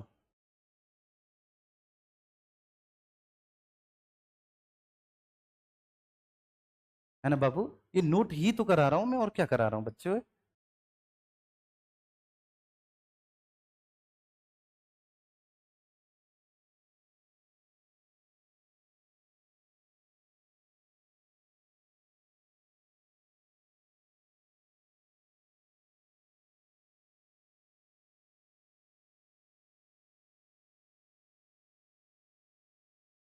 नैना जो साथ साथ भीगते हैं।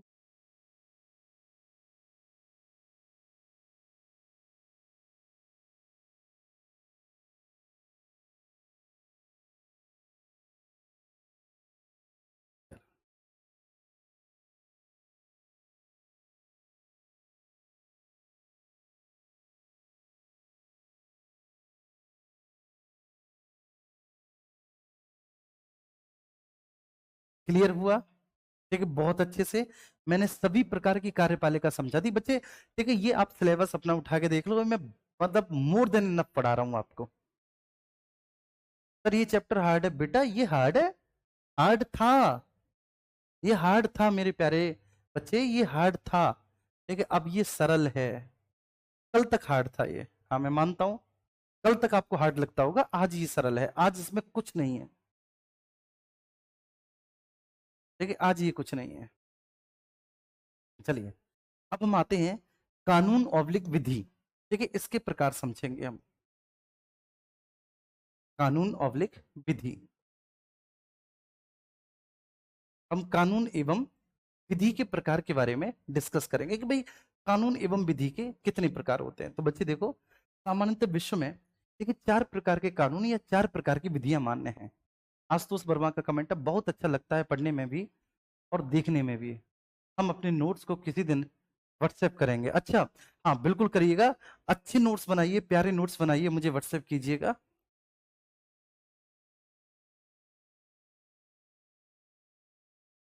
बेटे 7 लोगों का चुनाव अब से वहां जनता करती है। ठीक है, जनता 7 लोगों को चुनती है। ठीक है, वहां पे 7 कैंटन है, 7 स्टेट है, एक एक स्टेट से आता है बच्चे। तो इस तरह से यूपीएसआई की पॉलिटी के पिताजी भी इससे हो जाएंगे, डोंट वरी। ठीक है प्रदीप?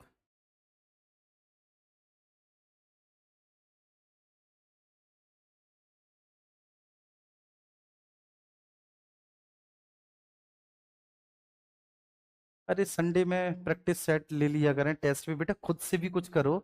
तनु, देखिए एक टीचर सोमवार से लेके शनिवार तक पढ़ा रहा है, आपकी क्लासेस के अलावा और भी क्लासेस पढ़ा रहा है, फिर भी मैं लूंगा। ठीक है, बड़ी बड़ी क्लासेस लूंगा, अभी मैं फिलहाल थ्योरी क्लासेस लूंगा। ठीक है, जो भी क्वेश्चंस वगैरह लगाने हैं पीवाईक्यूज वो आप खुद लगाइए। ठीक है, मोगे अम्मू खुश हुआ। आइए, अब कानून या भाई विधि के प्रकार के बारे में बात करेंगे। देखो, कानून या विधि के 4 प्रकार हैं। पॉजिटिव लॉ, ये बहुत इंपॉर्टेंट है, बहुत ज्यादा। सकारात्मक विधि, पॉजिटिव लॉ। दूसरा होता है प्राकृतिक विधि। इसको हिंदी में नैसर्गिक भी कहते हैं, बहुत पूछा जाता है। नैसर्गिक विधि, नेचुरल लॉ, नेचुरल लॉ। तीसरा होता है आपका लोक विधि। लोक विधि, अब आपको मेंस लिखना है ना भाई, ठीक है, तो मैं इसको समझाऊंगा। ठीक है, नोट्स इसकी आप खुद बनाएंगे। लोक विधि और ईश्वरी विधि, इसको केवल मैं समझाऊंगा, नोट आप खुद करेंगे। ठीक है, मैं केवल आज समझाऊंगा। आप पढ़े लिखे हैं, सब लोग ग्रेजुएट हैं। ठीक है, आधी से ज्यादा पोस्ट ग्रेजुएट भी होंगे। सकारात्मक विधि का मतलब है बच्चे एक ऐसा कानून जो लोगों के एक समूह के द्वारा बनाया जाता है, जैसे संसद में बनाया जाने वाला कानून। ये क्या है? सकारात्मक विधि। तो सकारात्मक विधि ऐसा कानून, ठीक है, ठीक आपको ऐसे ही लिखना है। सकारात्मक विधि ऐसा कानून जो जनता के एक समूह के द्वारा निर्मित किया जाता है। उदाहरण स्वरूप, उदाहरण स्वरूप संसद में निर्मित कानून, उसको आप क्या कहेंगे? सकारात्मक विधि। फॉर एग्जाम्पल, संसद में निर्मित कानून। समझ गए सकारात्मक विधि क्या है? संसद में निर्मित कानून।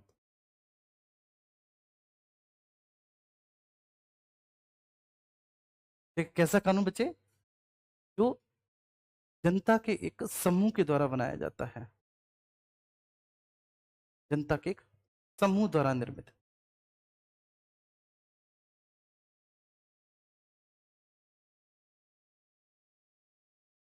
समूह द्वारा निर्मित। तो जनता के एक समूह द्वारा निर्मित कानून क्या है? सकारात्मक विधि। समझ में आया बच्चे? पॉजिटिव लॉ, सकारात्मक, बहुत अच्छे। सर जीआईसी सिविक्स के लिए भी इनफ है क्या? हाँ, इनफ है, कोई दो राय नहीं। यस, देखो, देवेंद्र बोल रहे हैं, देवेंद्र लॉर करके इनका नाम है भैया का, और ये बोल रहे हैं कि अभी कोर्स कराओ केवल। बिल्कुल सही बात है, अभी हमारा मेन फोकस कोर्स पे होना चाहिए।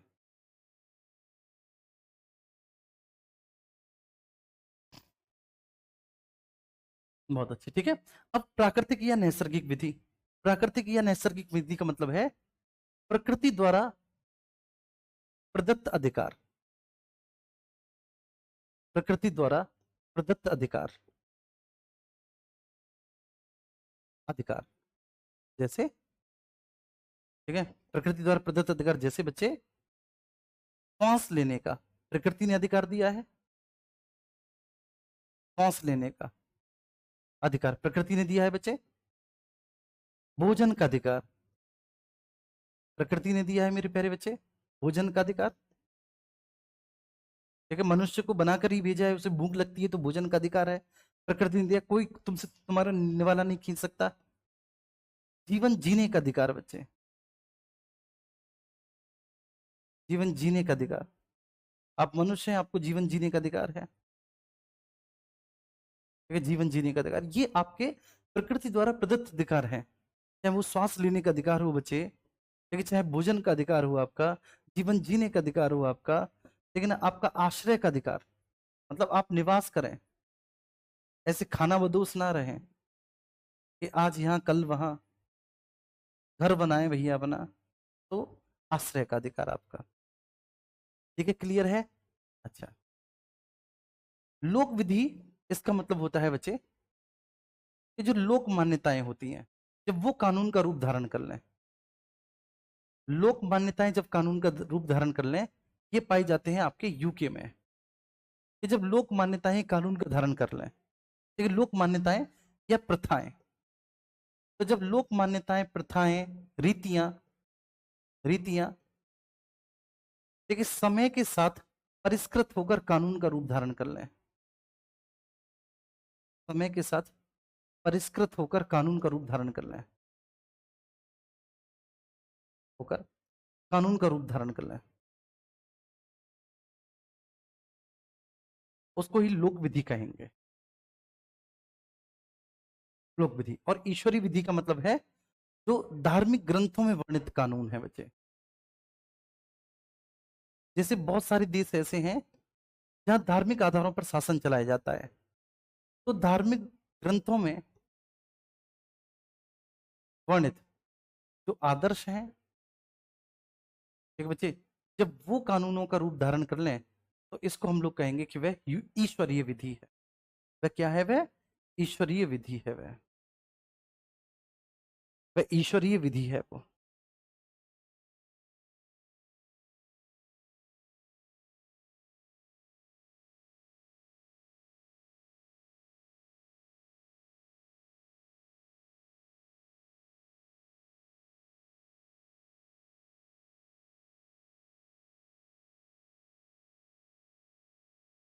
क्लियर है जी? तो ये हुआ मेरे प्यारे बच्चे, और इसी के साथ, ठीक है, मैंने खुद लिख दिया है इसलिए मैंने तुम पे छोड़ा नहीं है। Thank you so much. कल हम मिलेंगे बच्चे, केंद्र और प्रांतों के बीच में शक्तियों के विभाजन के आधार पर शासन व्यवस्था के विभिन्न प्रकार, ठीक है, इसके बाद लोकतंत्र के विभिन्न प्रकार और शासन की विभिन्न पद्धतियां, जैसे राजतंत्र, जैसे अधिनायक तंत्र, जैसे, ठीक है, आपका गणतंत्र, जैसे आपका लोकतंत्र, जैसे आपका जैसे आपका कुलीन तंत्र या अभिजन तंत्र, ठीक है, तो ऐसे, ठीक है, शासन व्यवस्था के विभिन्न प्रकार on the basis of different आधार। तो वो हम, ठीक है, कल डिस्कस करेंगे, कल मिलेंगे, और बहुत मजा आएगा। कल भी शासन व्यवस्था कल भी हमारा चलेगा, तो अभी एक दो दिन शासन व्यवस्था हमारा चलेगा, ठीक है। बहुत शानदार। चलो जी, थैंक यू सो मच। ठीक है, मैं क्या बोल रहा था, मैंने कहा यार तुम इसे निकलने दो, ठीक है, ये जो विचारक विचारक हैं, ठीक है, उसके बाद जब पॉलिटी पढ़ोगे ना तो तुम, ठीक है, तुम स्टिल तुम हमेशा कंफ्यूज रहोगे। खैर अब तो इकोनॉमी में नहीं पढ़ा रहा, लेकिन अगर मैं चारों विषय पढ़ा रहा होता तुम चारों में ये कंफ्यूज रहते। मैं सच्ची बात बता रहा हूँ कि भैया एक बात बताओ, ये कौन सा विषय अच्छा पढ़ाते हैं, ठीक है, ये आप नहीं कर पता कर पाते, पूरे विषय कंप्लीट हो जाते तब भी, ठीक है। और शुरुआत में जो डाउट था ना कि यार कुछ बच्चे बोल रहे थे कि एक टीचर कैसे पढ़ा सकता है वे, ये और वो, अरे भाई, देखिए जो पढ़ा है ना ढंग से वो पढ़ा सकता है बच्चे। हाँ, कल नहीं सोमवार को, सही बात है। कल तो आपकी ज्योग्राफी स्टार्ट होगी। कल तो आपकी ज्योग्राफी स्टार्ट होगी, बिल्कुल सही बात, बिल्कुल सही बात। मैं भी भूल जाता हूँ।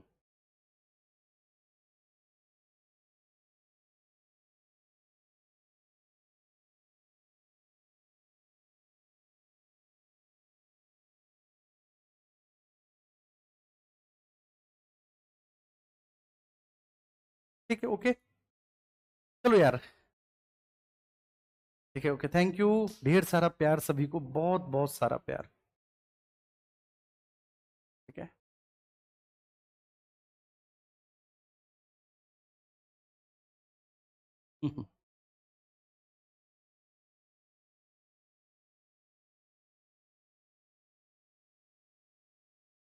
लाइट थोड़ी ज्यादा कम हो जाती है ना।